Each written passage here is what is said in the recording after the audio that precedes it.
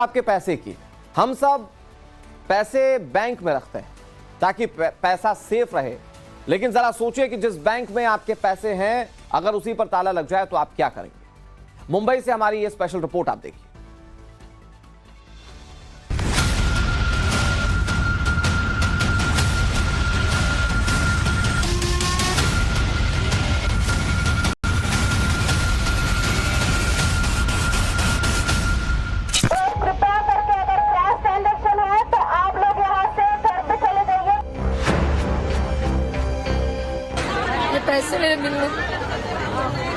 पैसे मेरे मिलने चाहिए बस, और कुछ नहीं। हम लोग ने बहुत बड़ी मेहनत से कमा के रखा है यार। 1 साल से ऊपर हो गया मैं यहाँ पे आके पैसा भरती हूँ और अभी तो कुछ खबर नहीं हुआ। मुझे अभी फोन आया तो मैं भागती हुई आई।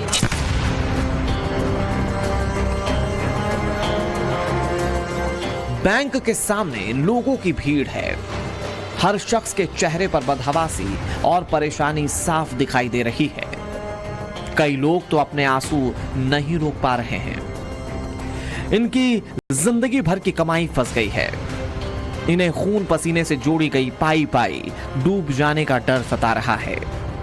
बैंक के बाहर जमा हजारों लोगों को ना तो किसी तरह का जवाब मिल रहा है और ना ही कोई सही जानकारी देने वाला है।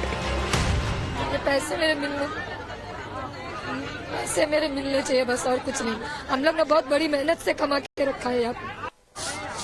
आपने इमरजेंसी के लिए, बच्चों के लिए सोच के पैसे जमा किए? मेरे बच्चों के लिए, छोटे छोटे बच्चे, उसके लिए रखा हूँ मैंने ये पैसा जमा करके, और कुछ नहीं। मत बोलिए, हमारे 4 अकाउंट है, 4 फिक्स डिपॉजिट है, सब कुछ है। ये जो एश्योरेंस दे रहा है 90 डेज का, सब बेवकूफ बनाने वाली बात है, सब पब्लिक को परेशान करने के लिए। पैसे हमारे फिक्स में, हम तो सीनियर सिटीजन है, इसके ऊपर डिपेंड था, इंटरेस्ट के ऊपर हमारा। बैंक ऐसी जगह है जहां आप मानते हैं कि आपका पैसा सबसे सुरक्षित है, लेकिन तब क्या होगा जब बैंक ही बंद कर दिया जाए और आपको कह दिया जाए कि जो पैसा डिपॉजिट था वो अब आपको नहीं मिलेगा। कुछ ऐसा ही हुआ महाराष्ट्र में, जहां न्यू इंडिया कोऑपरेटिव बैंक को अचानक बंद कर दिया गया। बैंक के खाता धारकों को सुबह सुबह एक मैसेज मिला कि वो अपना पैसा अब नहीं निकाल सकते, उनका पैसा ब्लॉक कर दिया गया है। बैंक का शटर गिरने वाला मैसेज जब लोगों के पास आया तो लोगों के पैरों की जमीन खिसक गई।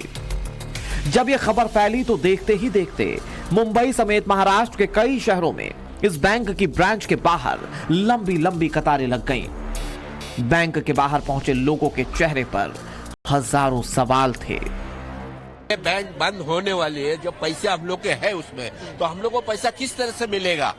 पब्लिक का पैसा है, हम लोग की मेहनत का पैसा है, हम लोग कैसे जाने देंगे इसे? अरे क्यों नम नहीं रहेंगे भाई, मेहनत का पैसा और कितना साल पुराना अकाउंट है, ऊपर से दादागिरी ये लोगों की, कितनी दादागिरी कर रहे हैं। इनका पैसा जाता तो। बैंक के बाहर एक पोस्टर जरूर लगा था जिसमें लिखा था कि 5 लाख रुपए तक डिपॉजिट पर क्लेम मिल जाएगा, वो भी 90 दिनों के बाद। दरअसल महाराष्ट्र के न्यू इंडिया कोऑपरेटिव बैंक पर आरबीआई ने बैन लगा दिया है। बैन लगने के बाद बैंक किसी भी तरह का कोई वित्तीय लेन देन नहीं कर सकता है। आरबीआई की तरफ से बैंक पर लगा यह बैन 13 फरवरी से अगले 6 महीने तक लागू होगा। यानी अगले 6 महीने तक बैंक के कस्टमर्स भी अपने पैसे को नहीं निकाल पाएंगे। लेकिन इस बात की कोई गारंटी नहीं है कि 6 महीने बाद न्यू इंडिया कोऑपरेटिव बैंक पर लगा बैन हट जाएगा और लोगों को पैसा मिल जाएगा। क्योंकि आरबीआई ने बैंक पर बैन लगाया ही इसलिए है क्योंकि बैंक के पास ग्राहकों को देने के लिए पैसा नहीं है। न्यू इंडिया कोऑपरेटिव बैंक पिछले 2 साल से लगातार नुकसान झेल रहा था। फाइनेंशियल ईयर 2023-24 में बैंक को 22 करोड़ 70 लाख रुपए का घाटा हुआ था और 2022-23 के फाइनेंशियल ईयर में 30 करोड़ 74 लाख रुपए का नुकसान बैंक को हुआ। न्यू इंडिया कोऑपरेटिव बैंक की ऑडिट रिपोर्ट कहती है कि बैंक की आर्थिक सेहत लंबे वक्त से खराब थी।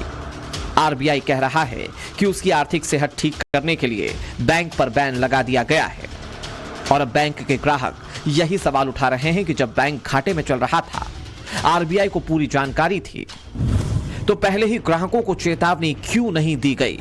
ऐसा फैसला अचानक कैसे ले लिया गया कि बैंक को एक ही दिन में बंद कर दिया गया हो? अगर बैंक घाटे में चल रहा था तो ये जिम्मेदारी किसकी है? बैंक को हुए घाटे के लिए ग्राहकों को नुकसान क्यों भुगतना पड़ रहा है? किसी की बेटी की शादी है, किसी का घर बन रहा है, किसी की पूरी जिंदगी की कमाई फंस गई है। बैंक के बाहर खड़े हजारों लोगों को समझ नहीं आ रहा है कि अब करें तो करें क्या। प्राइवेट वालों को बंद करो बोलो, आज इसका हो गया कल दूसरा भी होएगा। आज का जो बंद करने बोलो, स्टार्ट करने बोलो गवर्नमेंट को। जी, लोगों की 17 बात करके मतलब नहीं है।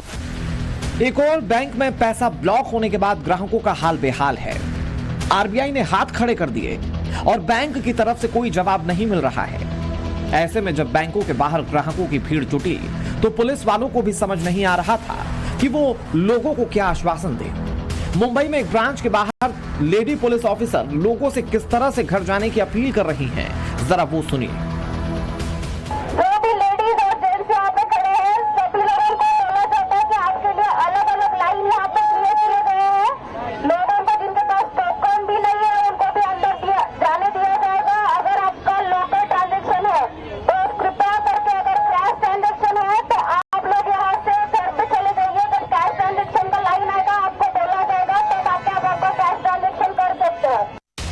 मीडिया रिपोर्ट्स के मुताबिक जिस न्यू इंडिया कोऑपरेटिव बैंक पर आरबीआई ने एक्शन लिया है उसकी स्थापना सन 1977 में हुई थी। इसके मुंबई, ठाणे, सूरत, पुणे यहां 30 ब्रांचेस हैं। 1 नवंबर 1990 को इसे शेड्यूल्ड बैंक का स्टेटस मिला था।